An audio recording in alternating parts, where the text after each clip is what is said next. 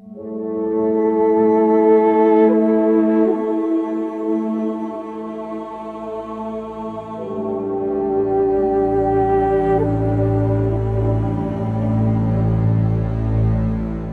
been here for more than 30 years in Colombia. I'm a Colombian citizen. I've worked as a journalist, lately as a translator, but basically I'm a writer.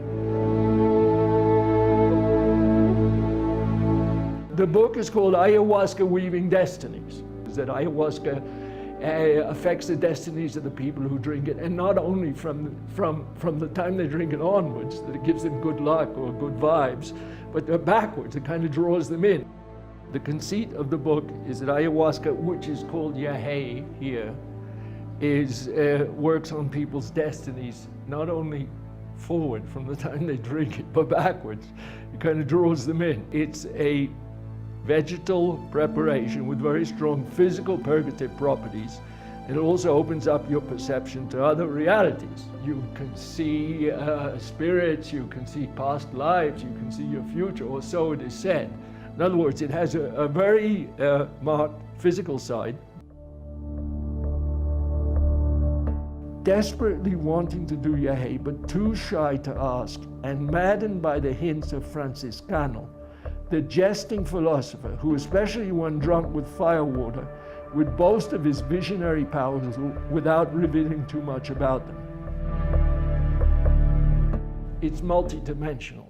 It has a personal element, which is I meet Velorio. We come to Colombia, we break up. After we break up, she drinks ayahuasca to an ex-student of hers by an accident. I go down to the community. I then get involved with a project to found a botanical garden started by the anthropologist. Later on, an old friend from our Irish hippie circle, a woman comes here as like a tourist to see the tropics, to try yahe, as many people do. She falls in love with the anthropologist. They form a couple. And in the end, she comes back and falls in love with the Titus apprentice. And she takes him off to Ireland, and that's the end. And in the meantime, the project for the botanical garden gets involved in all sorts of international power politics, academic, even US Congress gets involved in this. There's another element, which is a bit fantastic, which is a shamanic element, because ayahuasca is, in Colombia, the mindset is full of witchcraft and full of dark forces. And the idea is that another shaman, who's a colleague of this guy, does a curse. And this is the way the curse works, is through these personal relationships. But the effect is really to break up the project of the botanical garden, because some of the indigenous people here are very, very reserved about any kind of white interference or influence. The vile taste that coats his mouth turns into fiery metal as it goes down, and he gives an involuntary shudder. In the factuality of the confrontation, everything goes against his expectation. He feels the sweat on his palms, and the shortening of breath, and the racing of the heart. It's my story, how I felt doing, trip report, you could say, on the crudest level. It's my first experience of the jungle. It's my first experience of living with the indigenous people. Then there's a story of the relationships of people I'm involved with. That all gets involved in the power politics of yahe. And on top of that, there is this dimension of, spirit forces.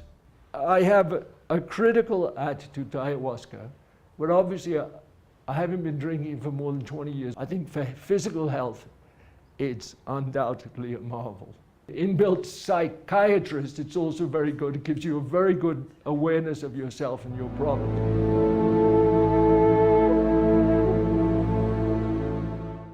For me, as a writer, the interesting about yahe is the drama, the humor, the mystery. Whether they're true or not doesn't matter, but they're very dramatic, colorful themes, and how is it going to throw that away? I'm not a healer. I never wanted to be a healer.